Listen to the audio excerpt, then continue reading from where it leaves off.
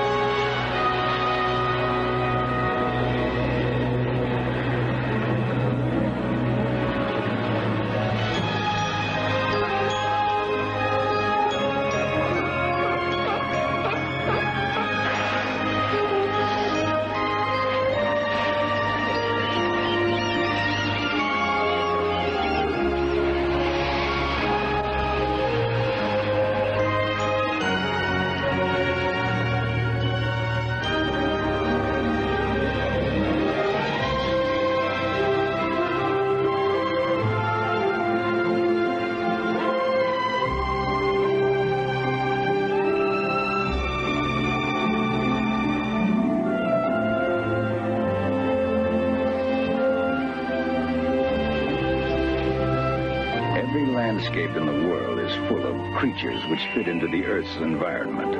Each has its place. Animals which do not adapt to their environment die out. This is the rule of nature. As Charles Darwin put it, there is a struggle for existence, and in that struggle, only the fittest survive.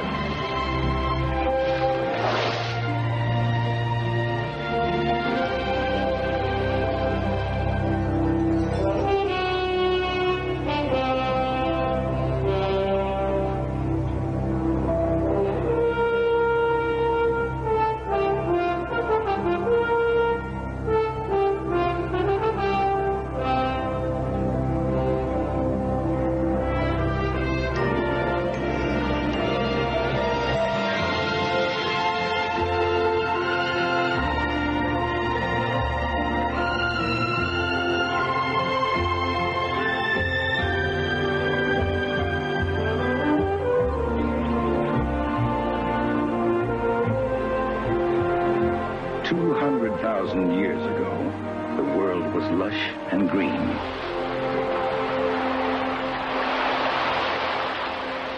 Forests, jungles, mangroves, and woods, all with a life uniquely their own, provided sustenance for survival.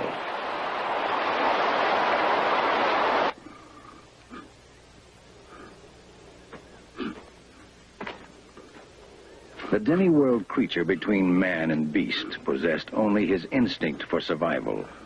Without tools or language, the man-beast lived by his wits. His only possible weapon was the club, a rather crude survival kit.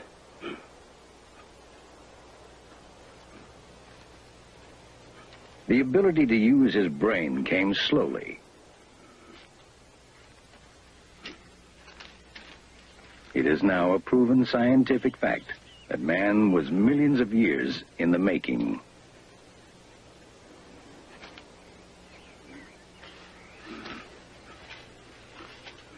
There were dead ends, new beginnings. He gradually learned to use fire and to make tools. 2 million years ago, he used crude stones to put a sharp edge on a pebble. This tool did not change for the next million years. Some creatures were stronger, some swifter. Some could see or hear better. Others were given natural weapons, horns, claws, venom.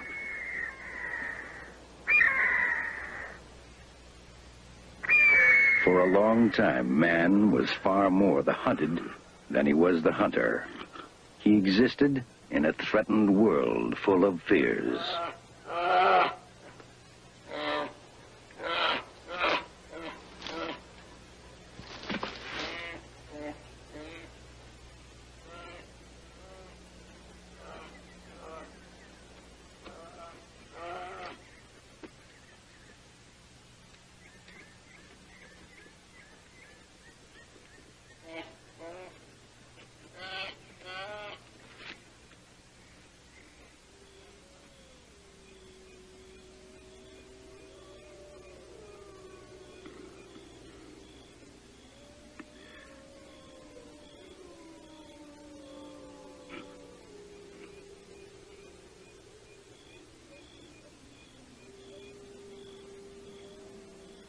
Is it possible that any of these creatures could have survived? That a relic of Manbeast, frozen in time, still exists today? Bigfoot Center? Yes? Where did this happen? And your name? And your phone number? Peter? Yes, we will send someone out right away. Thank you. This one looks real good. A reported sighting of the monster is a call to action for Peter Byrne, his staff, and his wife, Celia. Tell me, Wayne, what does the thing look like? It was an ape-like creature. It didn't walk on all fours. It was stooped over. When it stood up, it didn't stand up erect. It was still stooped over. And I walked off into the woods, and it didn't make a lot of noise. Was it very big, very muscular? Yes, pretty muscular. The hair on it, I'd say, was about 2.5, 3 inches. And it wasn't a dark like a bear. It was tannish color. And it didn't make any noises? No, it didn't. It just observed, and the reflection from his eyes were yellow. And it just, it knew I was coming when I got up to it and just turned and walked off. Peter and Celia Byrne worked together in the field, investigating reported man-beast sightings. How many are there altogether? Let's see. We've seen about a dozen going up the hill. They're fairly well spaced. What do you think of them yourself? Well, they're blurred, but I think that's because it's so windy. Why don't we take a plaster cast anyway? I think we should do that. Maybe one or two of them up there, because they look more definite. When the phone rings, I respond enthusiastically, because that could be the call which would lead us to a find, lead us to actually seeing one of the things and perhaps getting some pictures. When I grow a little tired or a little irritated at the hundreds of calls that come in that lead to nothing, I try to remember that one of the basic requirements of a good hunter is patience.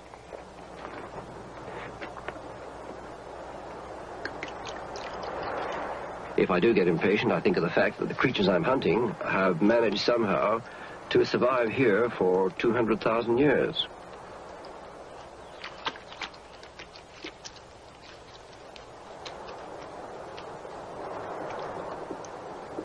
Peter and Celia Byrne created a clearinghouse for authenticating man-beast sightings.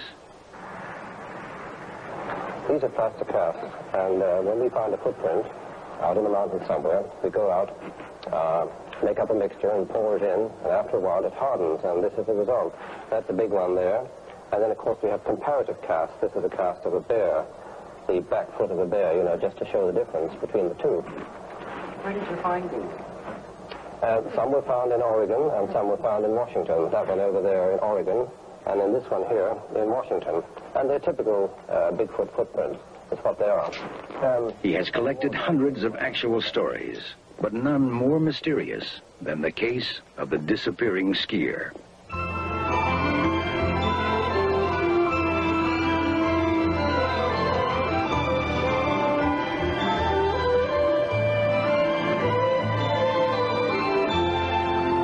It was a Sunday in May, 1950. Jim Carter and two close friends were breaking trails in a fresh powder. Carter, an expert skier, took off alone.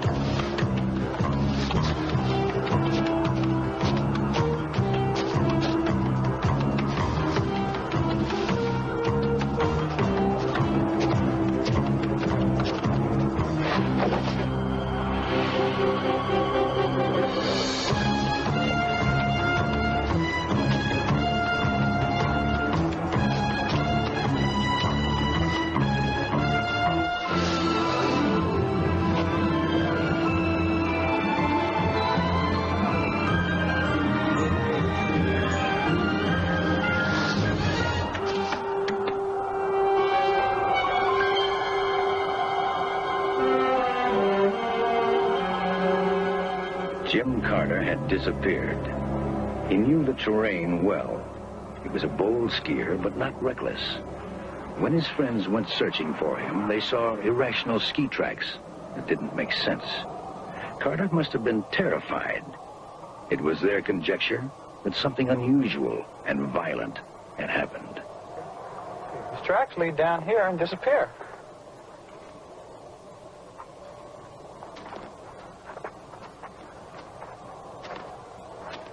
Yes, but there's none leading away. I don't understand it. Carter's friends mounted a search, but in vain. Jim Carter was never seen or heard of again.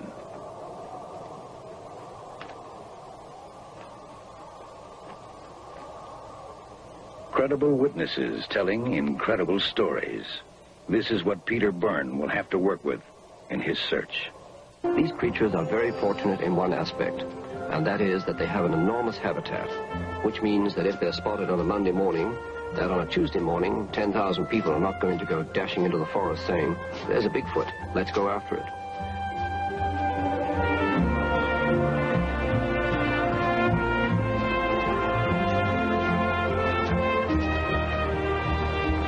The range in which they live is very protective, and if one is found tomorrow morning, it may be 6 months before there's another one found, or even 10 years.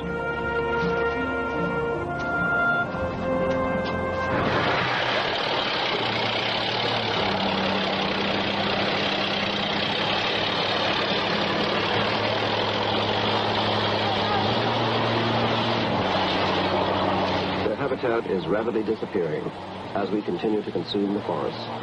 It's an alarming fact that an American Sunday newspaper with a circulation of 1 million requires 140 acres of pulpwood timber with just one edition.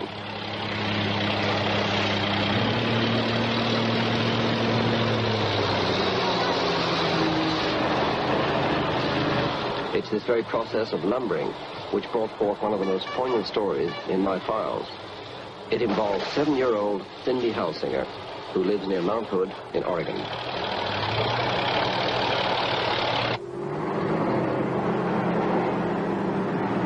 Cindy's father was driving a lumber truck during the summer of 1972, transporting the huge Douglas fir and ponderosa pine logs from the forest to the sawmill. Cindy was on vacation, and one day, as a special treat, she was allowed to accompany her father.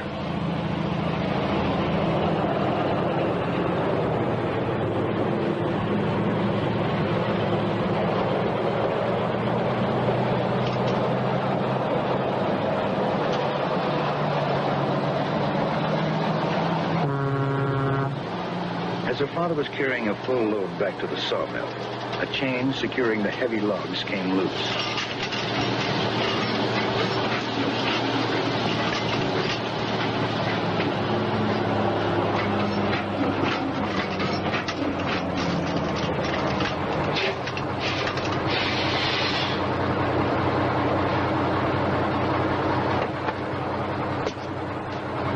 It was while Cindy's father was out of the truck that the unexpected happened.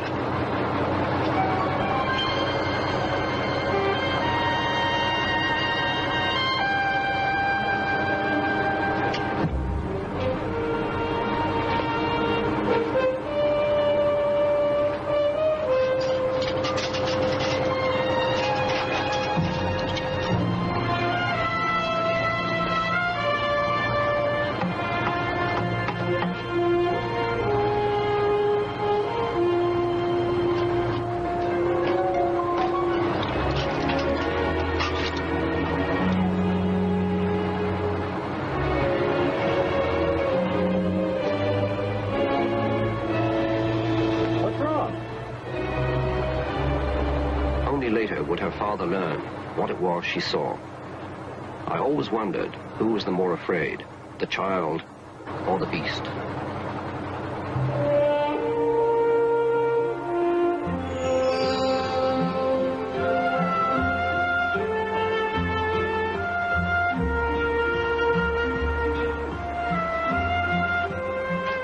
What would be very remarkable and very rewarding to me will be to see one and to make contact of some kind with it.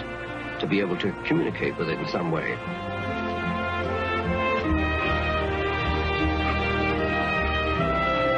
I know it sounds very far-fetched to see one, like one of the sighting reports we've had where a man actually saw one at his campfire.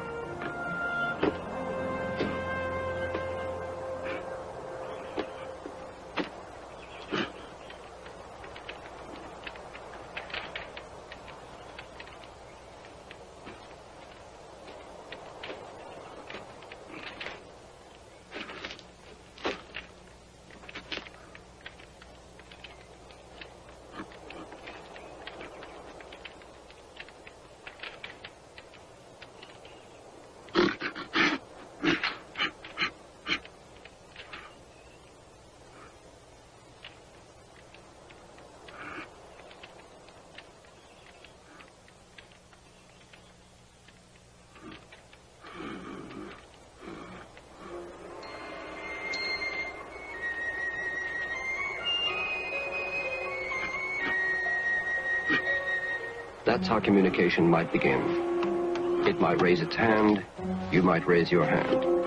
You might give it something, it might receive it.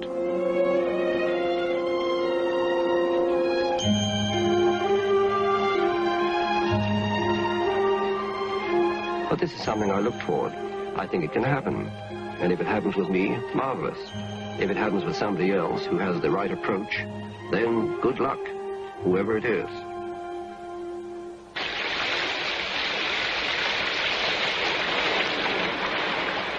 I may die never having seen a Bigfoot. This is entirely possible. The law of averages says that I, you know, Peter Byrne, a single individual, may not see one. And it doesn't faze me. It doesn't bother me too much.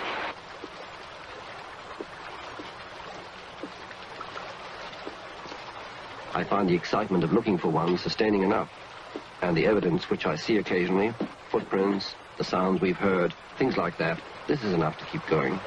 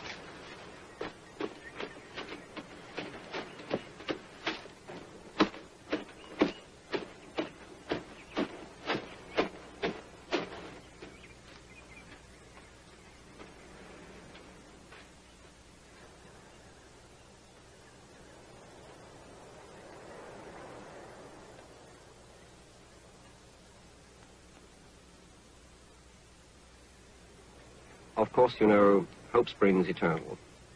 I hope, you know, that I'll see one. I hope that Celia and I will see one. We would like to. And if we don't, well, that's fortune. That's fate. Well, that's fortune. That's fate.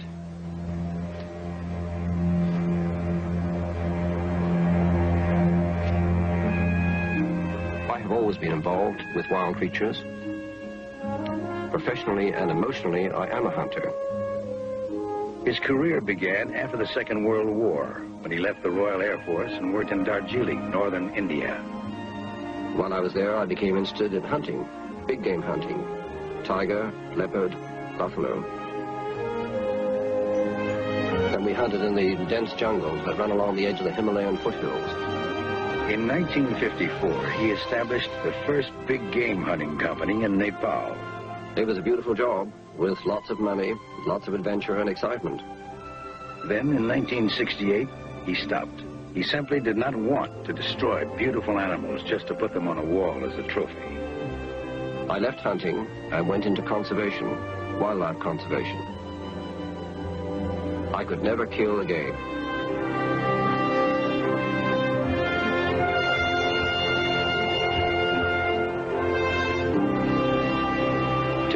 quest for the creature is what I call the ultimate hunt.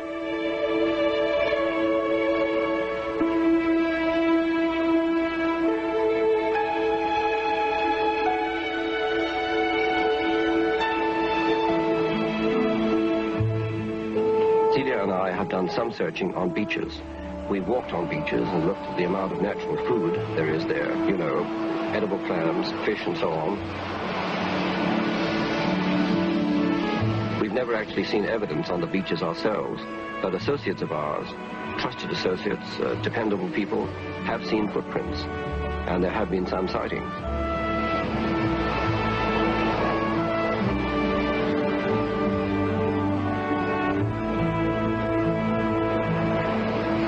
The beaches of Oregon alone are vast.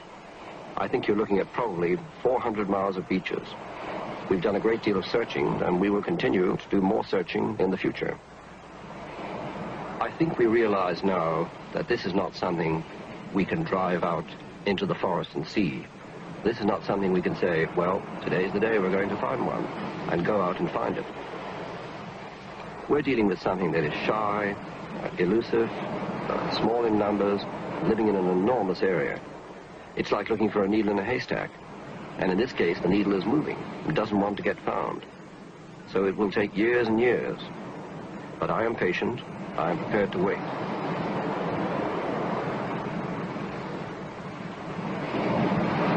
Celia and Peter often talk of the anguish and frustration associated with their work. Peter, do you ever ask yourself what you're doing in the Bigfoot search? What you're really looking for? I do. It's a question that arises again and again, and one that's very important. Why am I really doing it? Perhaps the answer to that is that it's a hunt, and professionally and emotionally, I'm a hunter. This is the greatest hunt that anyone could ever go on. A mysterious creature, elusive, shy, nocturnal, living in an enormous area of extremely difficult terrain, and it's a near impossible dream. It's a near impossible challenge, yet it is a challenge to find one of these things. And of course, the ultimate excitement would be to see one. See one of these creatures would be like meeting a man stepping out of the primeval world, and a prehistoric being. It'd be like reaching back into the past. This is what keeps me going. This is the spirit.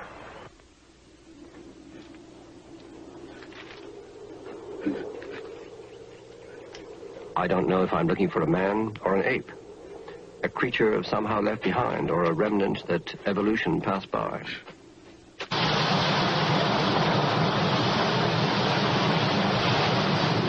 The quest has drawn me to perilous but exhilarating places, running the great rivers of the Nepal Himalaya, probably the most dangerous rivers in the world.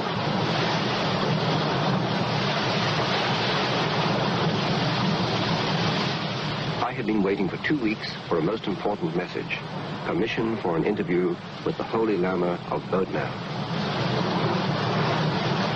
As the messenger made his way to reach us in this incredible world of isolated and rugged beauty, I thought how lucky I was. Bigfoot, Sasquatch, the Yeti, or abominable snowman, call it what you may, it has given me times of sheer frustration, but there are also moments of hope.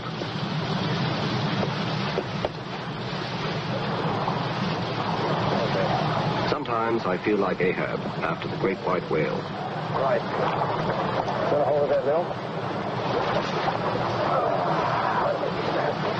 The old Lama, Rinpoche Chini Lama, high priest of the Buddhist temple at Bodna, has granted me an audience.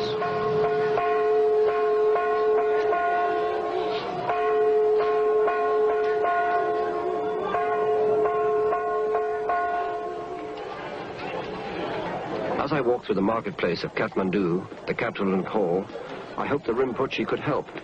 I was looking for eyewitness accounts of Yeti sightings.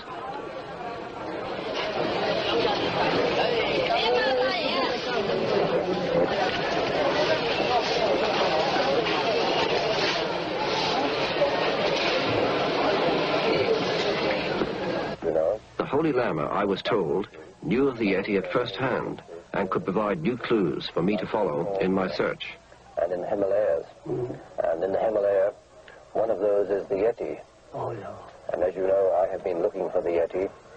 But could not get, no. Could not find. You think there might still be a Yeti there? Maybe, possibly, yeah. Can stay. Sometimes they come down to destroy all the field of cornfield and wheat field, potatoes field. They come down to destroy They come down and destroy. And frighten the villagers? Yeah. This piece of bone that you showed me, this is a Yeti, a piece of Yeti bone. How old would you say this was? About 50 years back. 50 years back, I see. It's very thick, and it has a peculiar ridge on the top here. I must admit, I've never seen anything like this before. And where did it come from? Which place? This is come from Jarumpu. Jarumpu. Yeah. Jarumpu. Yeti are always staying there. The mountains remind me of a line from a poem by Robertson Jeffers. Heartbreaking beauty that will endure when there's no heart to break for it.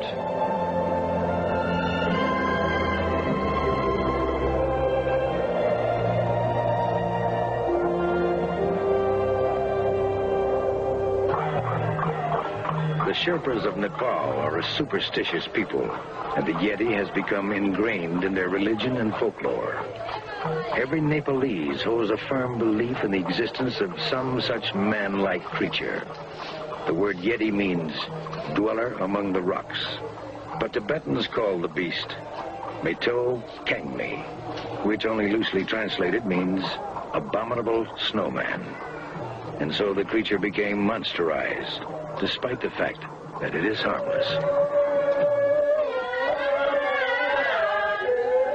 According to the Sherpas, the Yeti is covered with stiff, reddish-brown hair.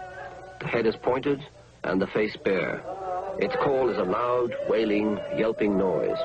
It walks normally on two legs.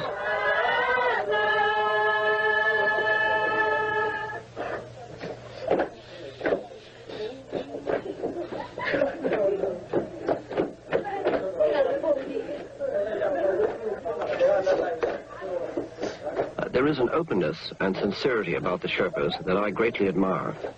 I would leave Nepal richer for my association with them, but unfortunately, this time, without a worthwhile discovery.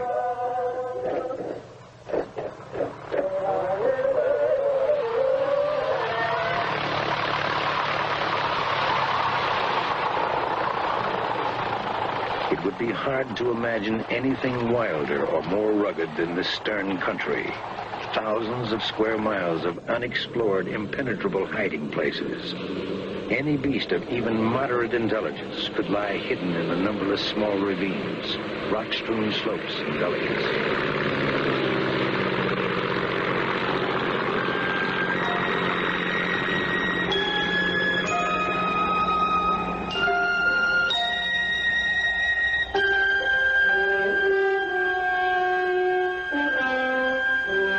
I believe that the creature, which may have originated in China, came into contact with early man and was driven into the mountains to survive. He became a nomad, following the Eurasian mountain ridge into the Himalayas, and at the same time moved northwest into Russia. Hundreds of reports of Yeti-type creatures in Russia have been suppressed by the government.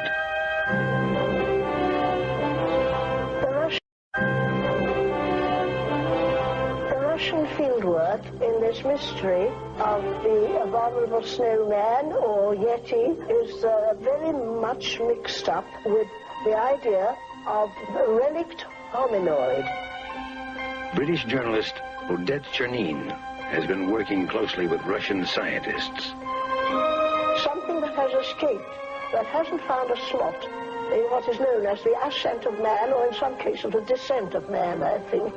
I think the Russians are very far ahead in the sort of things that they have turned up down the years, because it isn't only in recent years, as I told you before, that... Odette told me a fascinating story of a creature that was captured in Russia.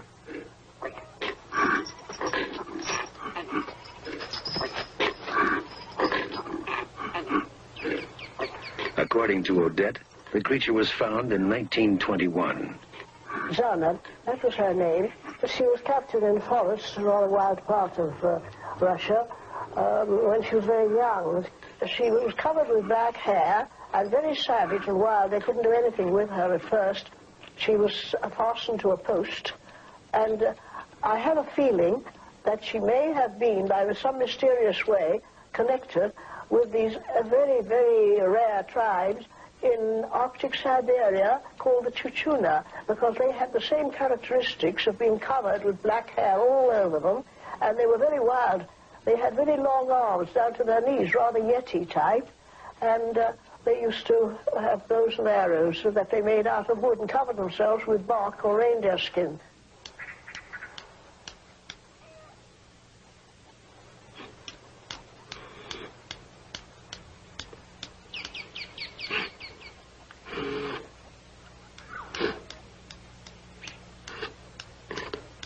She was really a most extraordinary case. After a while, she became a little tailor, and they arranged a sort of compound for her near the farmhouse. She could never live indoors. They never could have her indoors. She became a little tailor, and the only person whom she would follow, you know, or listen to was her master, the farmer.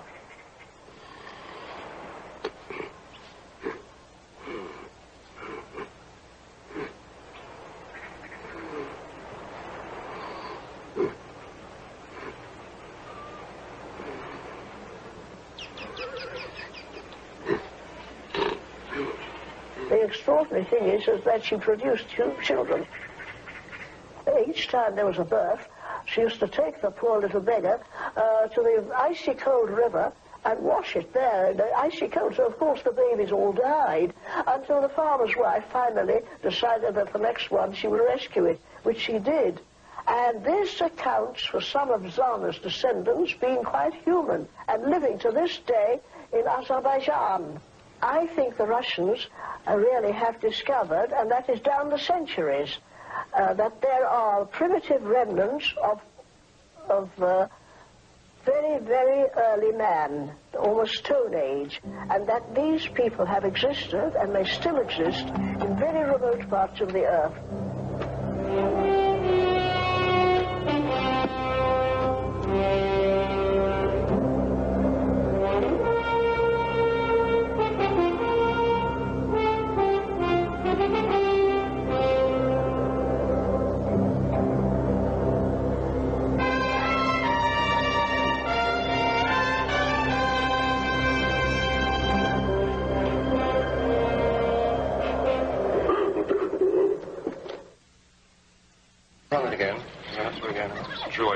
The Manbeast has a voice. It was recorded by Alan Berry, a journalist from Sacramento, California. What happened here, Peter, was this is from a night in 1972 in October. I'd been told by Warren Johnson and others of his party that they'd heard strange sounds in this camp, so I brought a tape recorder in to see if I could pick up any of these sounds myself. It was a remote, high mountain area, and I was aware that there had been some strange goings-on in this area from accounts of other people who had been there, and I got in there in the late afternoon. I set my tape recorder up. I put my mic, taped it to a tree a little ways away from where I'd be bedding down, and then proceeded to wait along and see what developed.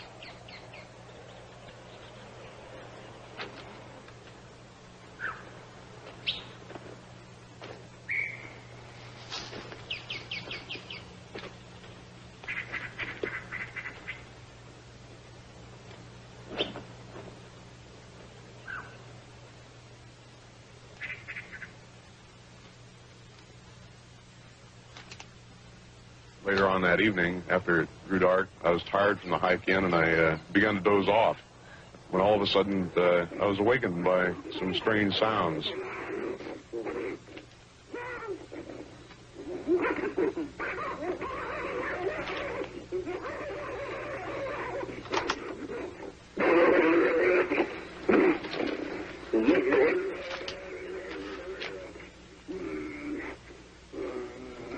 It was very startling. I didn't know what to think. I had very mixed emotions. On one hand, I was wondering, well, could somebody possibly be out there doing it, some human being? And on the other hand, viscerally, my knees were shaking and insides were turning a bit, and I was wondering maybe what I was hearing was some creature that was stranger than anything that we knew.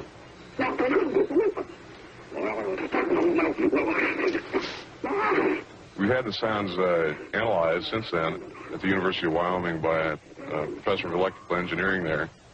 And the results are the sounds could not have been made by man or any known animal.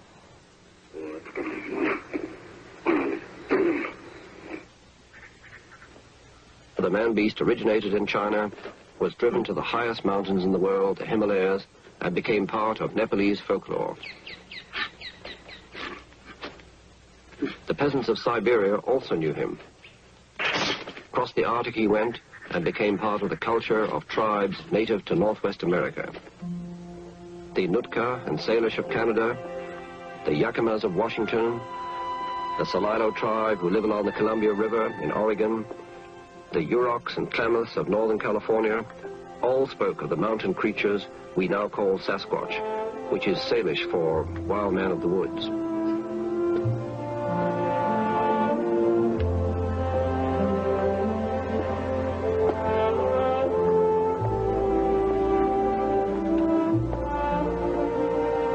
The names each tribe had for the creature were different, but all meant the same thing. Sasquatch, in Indian lore, a creature which left giant footprints. 7 to 8 feet tall, weighing 300 to 400 pounds, they walk upright. Thick fur, long arms, powerful shoulders, and a short neck. Sasquatch, Bigfoot.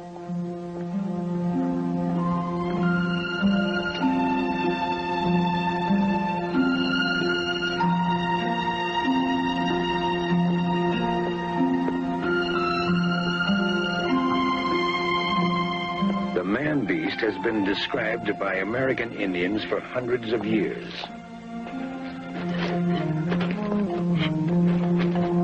Sasquatch, Yeti, Alma.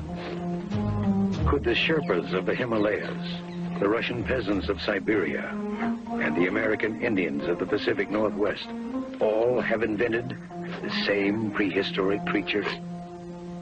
Sacred totems symbolize the Indians' deep reverence for nature.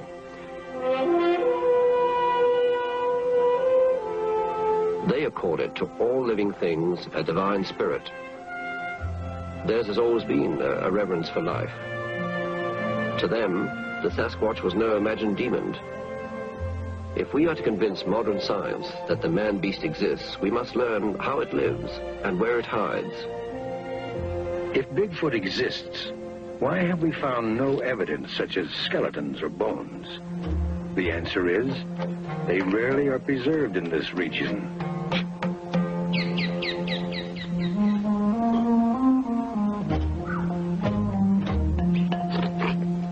If we are to find bones, however, it should be in the near future.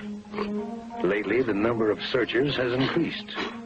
Some of them have even come from the highly skeptical scientific community.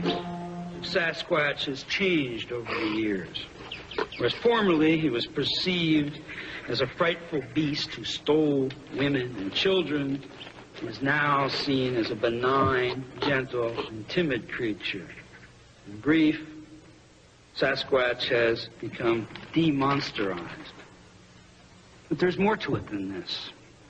Sasquatch has also given us a boon. Sasquatch has become an industry that supports postcard manufacturers, T-shirt designers, tourist entrepreneurs, writers and researchers in popular or unpopular science, conveners of conventions such as this, and even a tired anthropologist from grim Chicago gets a chance. Gatherings like this Sasquatch conference at the University of British Columbia do not mean the creature exists, but at least people are paying attention. This meeting was quite significant. It's the first time scientists and Bigfoot believers have gotten together. Old adversaries are finally talking to each other. Experts came from all over the world. One of the most fascinating reports was a compelling paper presented by a Soviet anthropologist. It certified the existence of a man-beast. A Russian zoologist, Professor Zarakova, was working in the Caucasus Mountains in 1956. According to Dmitry Bayanov, she woke up during the night to a terrifying sight.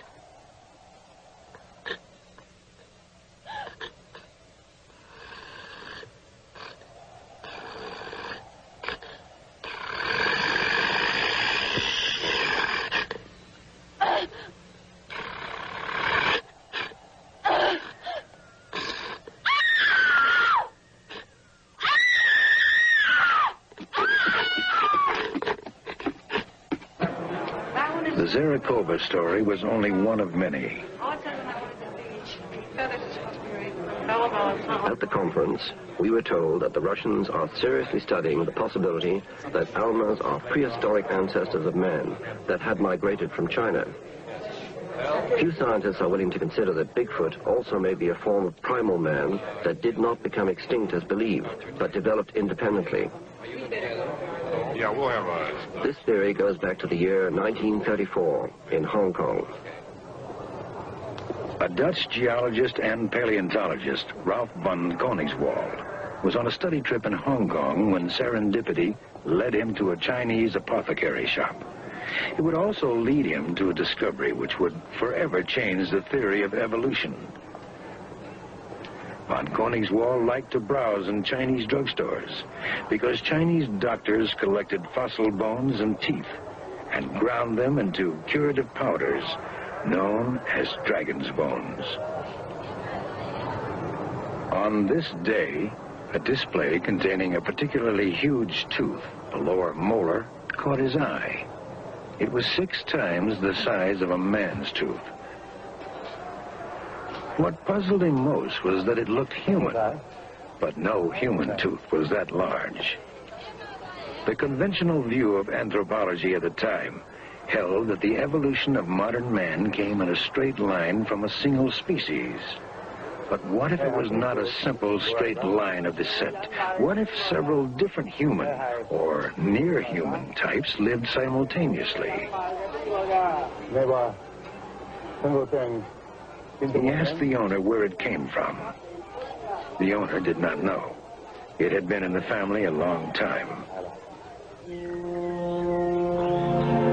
This set von Koningswald on a 22-year odyssey that resulted in one of the most remarkable discoveries in history. Von Koningswald found evidence that there may have been at least 2 separate human species. Excavating throughout China, he uncovered the largest primate bones ever encountered. The creature from which they came, von Koningswald named Gigantopithecus, the gigantic ape. But was it ape or man? Could it be the ancestor of the abominable snowman or Sasquatch?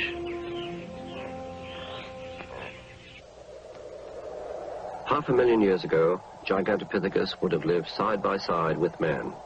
In any encounter between them, the giant ape would have been at a fatal disadvantage. It's generally believed that Gigantopithecus died out. But what if the giant ape simply moved into the Himalayas, for example? Might they not have survived there right up to the present?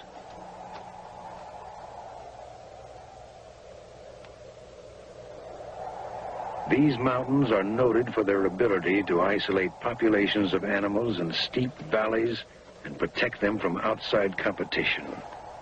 Today, the Himalayas are truly a biological sanctuary, where creatures long extinct elsewhere continue to live in the inaccessible valleys.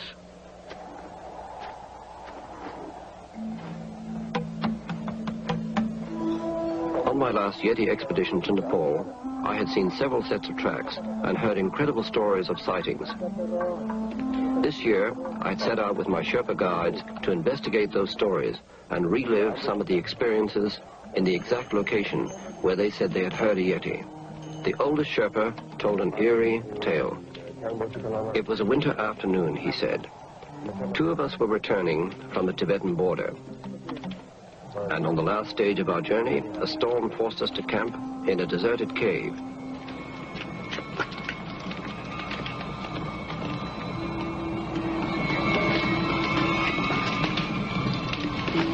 We made our way deep inside where it would be warmer.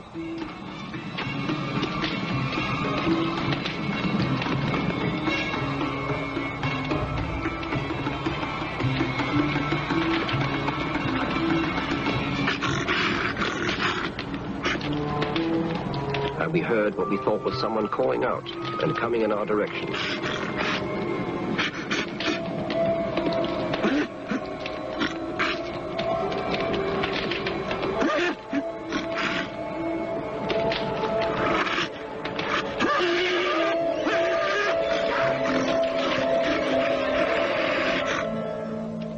The next morning, in the fresh snow, we saw a set of newly made tracks of a creature walking on two legs. For all that we know to be true, however, we find an awful lot of wild speculation. Bigfoot has achieved stunning notoriety. Some of the news coverage is far-fetched, some quite respectable. One unusual photograph sent Peter on an extended wild goose chase. I was led to a farm where the owner was supposedly keeping a man-beast in cold storage. I was simply there to verify whether such a creature existed. Several articles supported by pictures claimed the farm's owner had frozen the creature in ice. But on the farm, I was met with evasion and suspicion. I was not allowed to see the creature that I knew was there, that I knew had been on display at carnivals.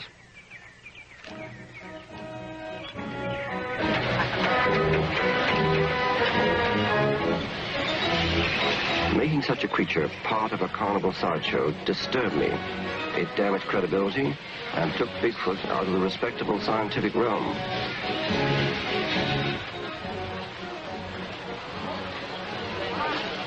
Indeed, a frozen man was on display at carnivals.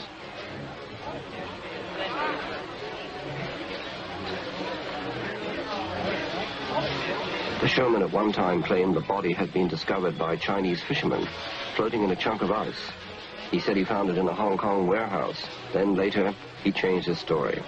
He reported to the press that he came across the creature on a hunting trip and that he shot and killed it. Whatever the story, two scientists who briefly examined it say it may be the real thing.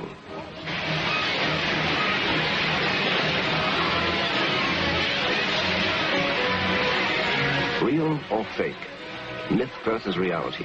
Again, the haunting question. If real, it would not be just another fossil, but an actual creature. I knew that it was supposed to be there, but before I could examine it, the creature was spirited away.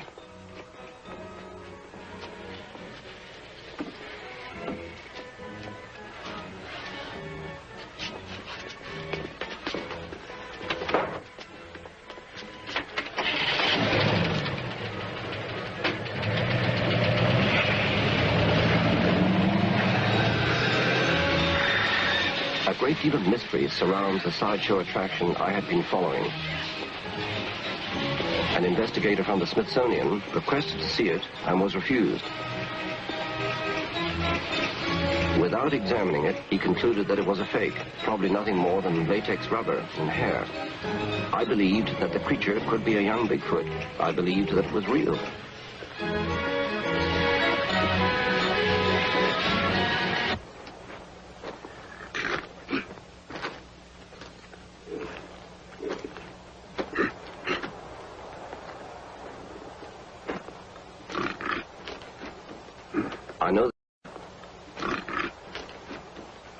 I know they are nearby, and that there will be more and more sightings. The thought disturbs me. I sense that Bigfoot is in grave danger, that they may be close to extinction before we can prove they exist. Unfortunately, to scientists, that's not very important. In anthropology, we investigate those things which are problematic to us by looking for them elsewhere. As long as Sasquatch is a personal rather than a collectively sanctioned experience, he will remain hallucinatory as officially defined by Western culture. We didn't feel that if there was such an animal, that the animal had ever harmed anybody, or that it had done anything that deserved to be shot or captured. We need a piece of the body. Nothing else will be accepted. I think that there are many other ways of proving an existence of something other than killing that particular thing that you're trying to prove exists. My preference would be to locate a hunter who was shot and killed one. And perhaps because he thought he killed a valuable animal or a peculiar human, he might not have said anything about it. But if he would come forward, perhaps we could examine the place where he killed it. And we might find a few bones, then the whole thing is settled right there. If we don't find such an old kill, then the only alternative remaining is to kill one now. Grisly as that sounds, I think that is probably what we'll have to do.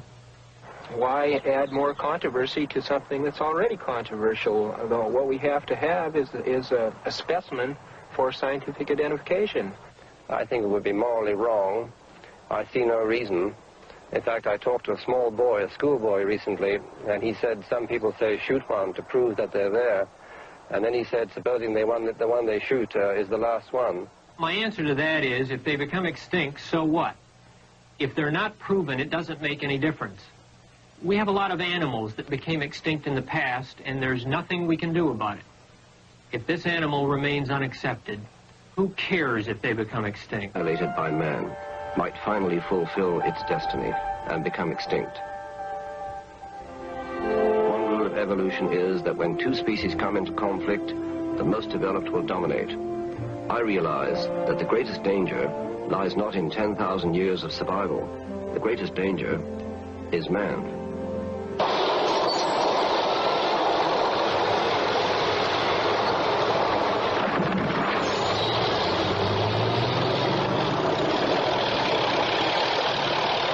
As civilized man cuts through the wilderness, chances of meeting the Manbeast will greatly increase.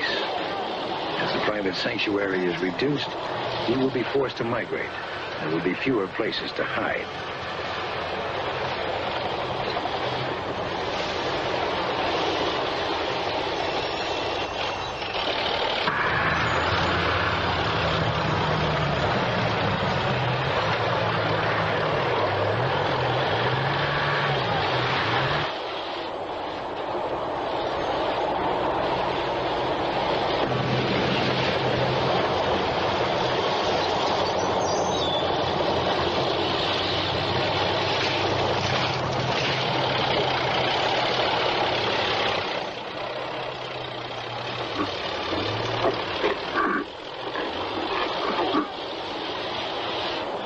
Perhaps an ominous portent of what is to come is an incident which occurred in 1958 at a lumber site in the Bluff Creek area of Del Monte County, Northern California. It was August 27, 1958. A construction crew headed by Thomas Sauerwein was building a lumber access road in the Bluff Creek Valley. It was customary for the workers to leave their heavy-duty equipment parked overnight. The territory, incidentally, is virtually unexplored.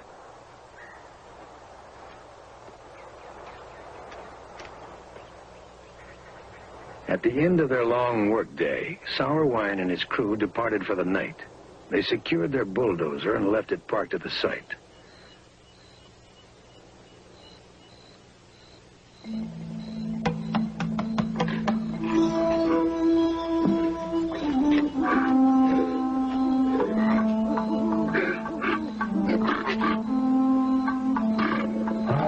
Sometime during the night of August 27th, the camp was visited, and perhaps years of outrage was finally vented by a puzzled creature.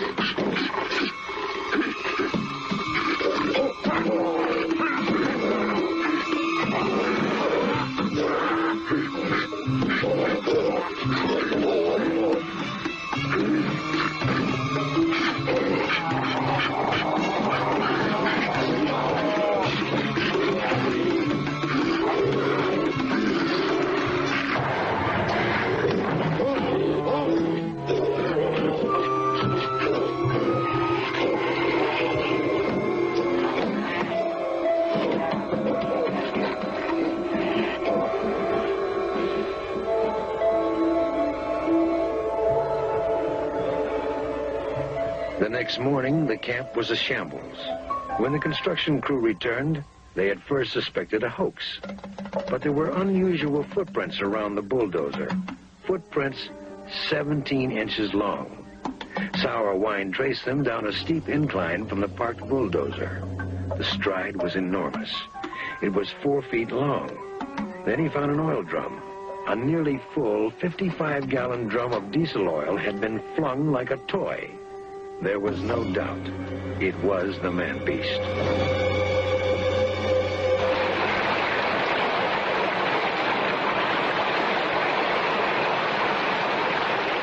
More and more it is difficult to obtain eyewitness stories of encounters with Bigfoot.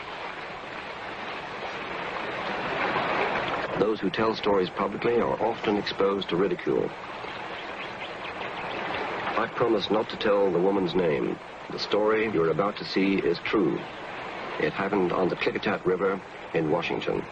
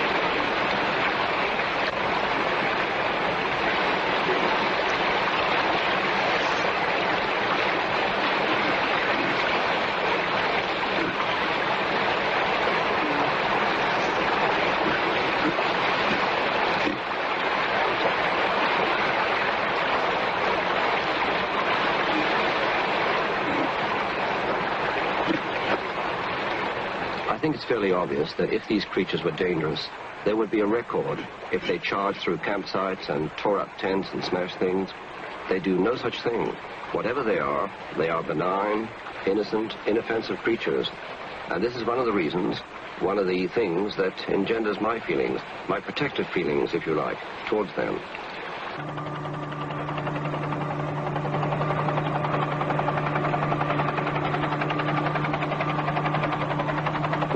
Forests of the American Northwest were long thought to provide an inexhaustible bounty. Hundreds of thousands of acres rich in timber should have been able to supply all the products a nation needed. But lumber is a $30 billion a year industry, and the forests are being exploited. The trees that once sheltered the Manbeast are disappearing.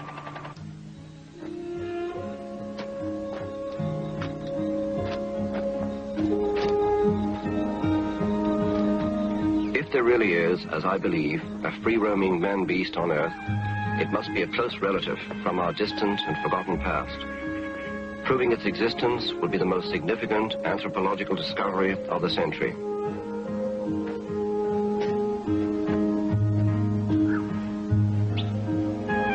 If these creatures truly do exist, they need protection. We must look towards protective legislation. Even if there is only one left, we must protect this creature.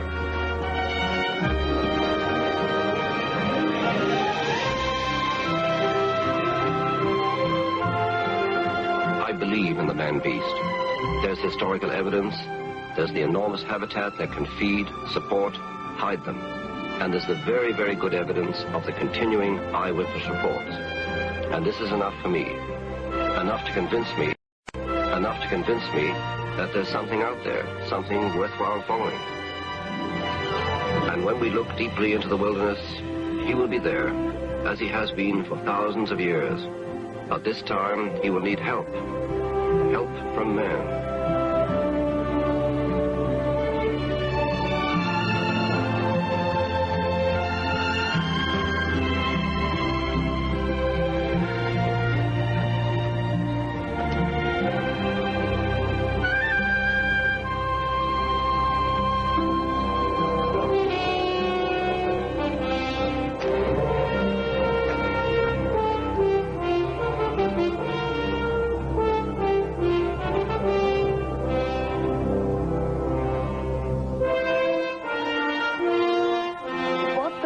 Have discovered might be primitive remnants of prehistory that are found in geographical remote places of the earth on very rare occasions.